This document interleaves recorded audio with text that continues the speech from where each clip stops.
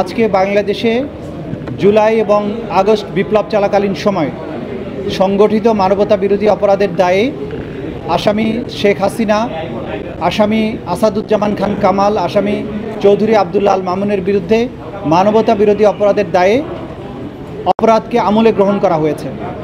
5টি অভিযোগ তাদের বিরুদ্ধে আনা হয়েছে এবং 5টি অভিযোগের ভিত্তিতে এই অপরাধকে আমলে গ্রহণ করা হয়েছে।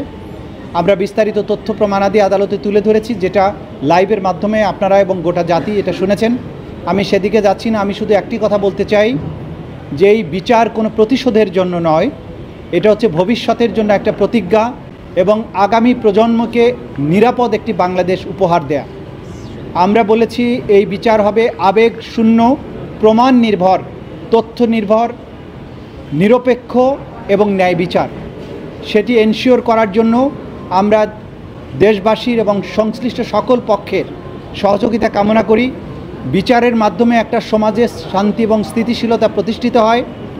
আগামীর বাংলাদেশ যে অন্ধকার অতীত থেকে বেরিয়ে এসেছে এবং বাংলাদেশ যে নতুন করে পুনরুজ্জীবনের স্বপ্ন দেখছে, এই বিচার শেষ হওয়ার মাধ্যমে সেই পুনরুজ্জীবনের স্বপ্ন বাস্তবায়ন হবে বলে আমরা বিশ্বাস করি। আদেশ হয়েছে 5টা অভিযোগে এই 3 জন আসামির বিরুদ্ধে অভিযোগ আমলে গ্রহণ করা হয়েছে। তাদের বিরুদ্ধে নতুন করে গ্রেপ্তারি পরোয়ানা জারি করা হয়েছে।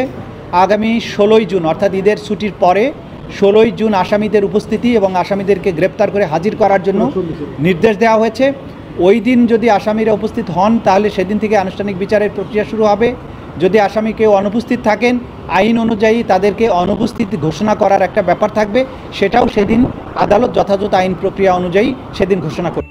আপনারা সবাই জানেন যে আমাদের আইনে লাইভ সম্প্রচার বা সম্প্রচারের ব্যাপারে এটা এখতিয়ার দেওয়া হয়েছে ট্রাইব্যুনালকে। ট্রাইব্যুনালের অনুমতি সাপেক্ষে যখন ট্রাইব্যুনাল মনে করবেন যে এই অংশটুকু সাক্ষীর কোনো নিরাপত্তার ঘাটতি হবে না অথবা অন্য কোনোভাবে বিচারিক প্রক্রিয়ার প্রভাব পড়বে না, তখনই তারা অনুমতি দেবেন। লাইভ সম্প্রচার ভবিষ্যতেও হতে পারে, তবে সেটা নির্ভর করবে আদালতের অনুমতির উপরে।